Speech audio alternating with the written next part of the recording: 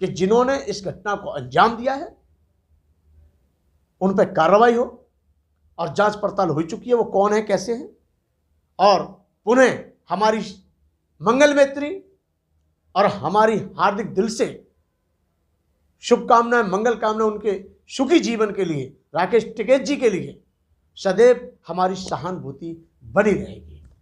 मैं भिक्षु बीपी थिरोज्योति, राष्ट्रीय महासचिव अखिल भारतीय बुद्धगया मुक्ति आंदोलन समिति, आज मैं आप सभी के सामने एक नए विचार के साथ में आया हूं।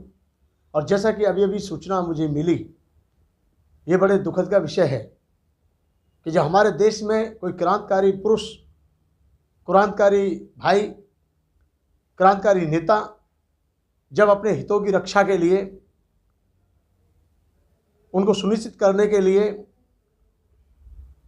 अपने देश की रक्षा करने के लिए, अपने देश की हित में आवाज उठाने के लिए जो भी नेता या व्यक्ति आगे बढ़ता है तो उस पर हमले कराए जाते हैं। ये सुनकर और ये देखकर बहुत ही बुरा लगता है।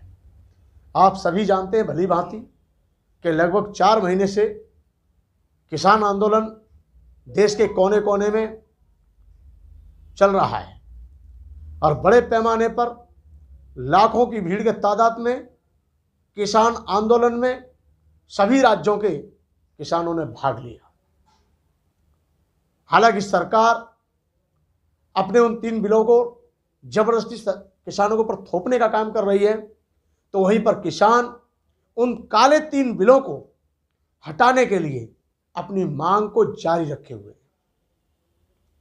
और आज एक बात सुनकर बड़ा अफसोस हुआ कि हमारे देश के किसानों के नेता आदरणीय राकेश टिकैत जी जब अलवर की रैली को संबोधित करने के लिए जा रहे थे तो उन पर कुछ लोगों ने हमला कर दिया, गोली तक चलाई गई, गाड़ी के शीशे टूट गए।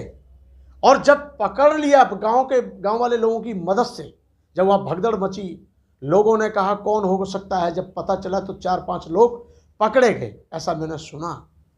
और उनमें से एक व्यक्ति ने ये कबूल भी किया है और ये बोला भी कि मैं राकेश टिकैत के आंदोलन का विरोध करने के लिए अलवर जा रहा हूं। और वो व्यक्ति संघी है, यानी आरएसएस के हैं और संघ के हैं।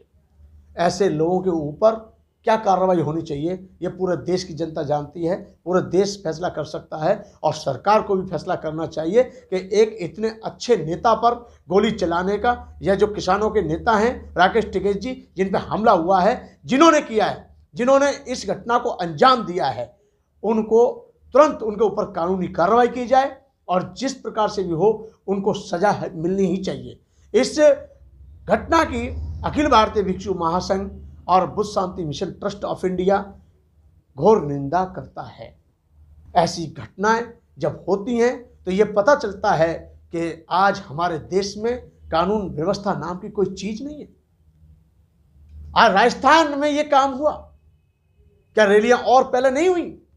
इसमें कहीं ना कहीं भारतीय जनता पार्टी की साजिश है। भारतीय जनता पार्टी ये जानबूझकर के हो सकता है कहीं उकसाने का काम कर रही है ताकि ये राजस्थान में हमला हुआ, ये कहा जा सके कि राजस्थान की जो सरकार कांग्रेस है वो कानून व्यवस्था नहीं संभाल पा रही है और अच्छे से राज्य को सुरक्षा प्रदान नहीं कर पा रही है। ये सुनकर के बड़ा अफसोस हुआ। आप सुरक्षा की बात पश्चिम बंगाल में कर रहे हैं, हमारे देश के केंद्रीय मंत्री वहां जाकर के बोल रहे हैं कि पश्चिम बंगाल में सरकार आएगी तो हम सुरक्षा देंगे, और वायदी भी नहीं आई तो इसका मतलब क्या हुआ? क्या सुरक्षा अब आपका देना फर्ज नहीं है? या फिर जिन राज्यों में आपकी सरकार नहीं है वहां की जनता ने आपके पार्लियामेंट चुनाव में क्या वोट नहीं दिया है? आपको इस प्रकार से सौतेला व्यवहार भारत की जनता के साथ नहीं करना चाहिए। इसलिए मैं अनुरोध करूंगा राजस्थान सरकार से और केंद्र सरकार से कि जिन्होंने इस घटना को अंजाम दिया है उन पर कार्रवाई हो और जांच पड़ताल हो चुकी है, वो कौन है, कैसे हैं, और पुनः हमारी मंगल मैत्री और हमारी हार्दिक दिल से शुभकामनाएं, मंगल कामनाएं उनके सुखी जीवन के लिए, राकेश टिकैत जी के लिए सदैव हमारी सहानुभूति बनी रहेगी। आप सभी को क्रांतिकारी जय भीम, जय भारत।